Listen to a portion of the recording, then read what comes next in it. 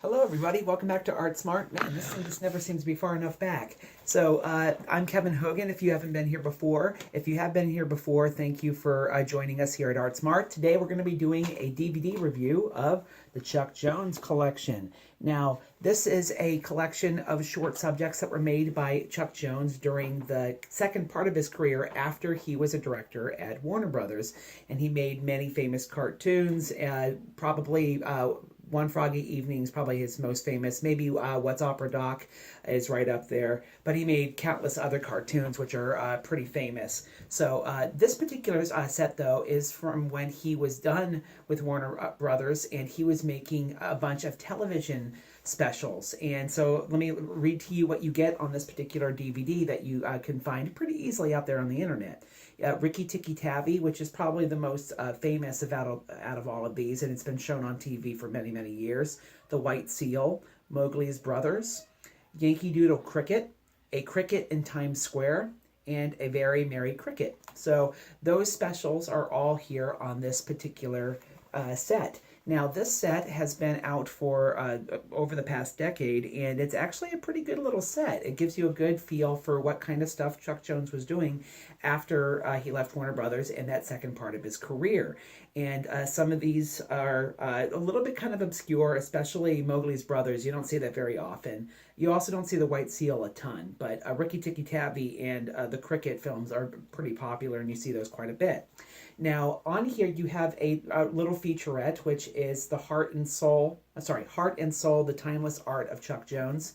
I don't find it to be like the most like hugely impactful Chuck Jones featurette, but it's pretty good, and it's certainly something that they didn't have to throw on here, and it gives you a little bit of information about Chuck and that part of his career, so it's kind of cool. They also have some trailers on here, which is cool.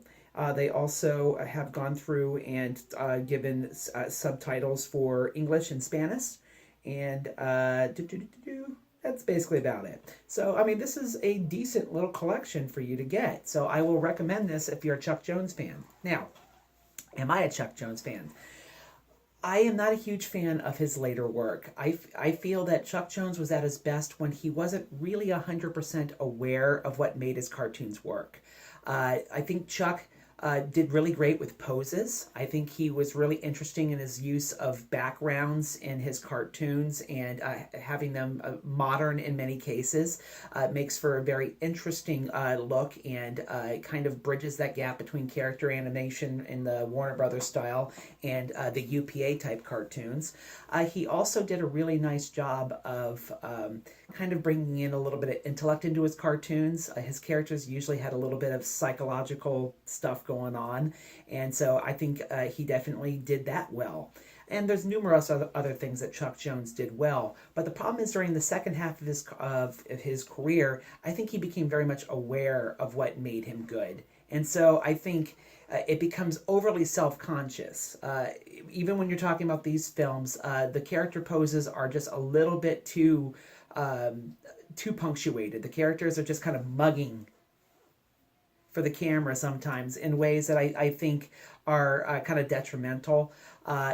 Especially when you get to Mowgli's Brothers, sometimes the color choices I think are a little bit too extreme. In certain cases, it's almost distracting how much he's using these kind of interesting angles and colors and things. So I think that it adds to it in certain ways. It definitely gives it a feel. It definitely gives it a mood, but it also is somewhat distracting, I should say, sometimes. There's also kind of a cutesiness that Chuck developed more and more towards the second half of his career.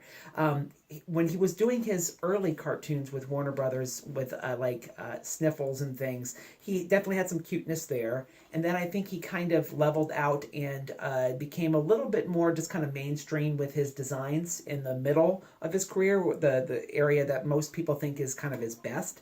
And in this part of his career, though, again, he started going towards very kind of cutesy, tight faces, very big little eyes. You know, if you look here, kind of big old cutesy eyes. Even this character here, big old cute eyes.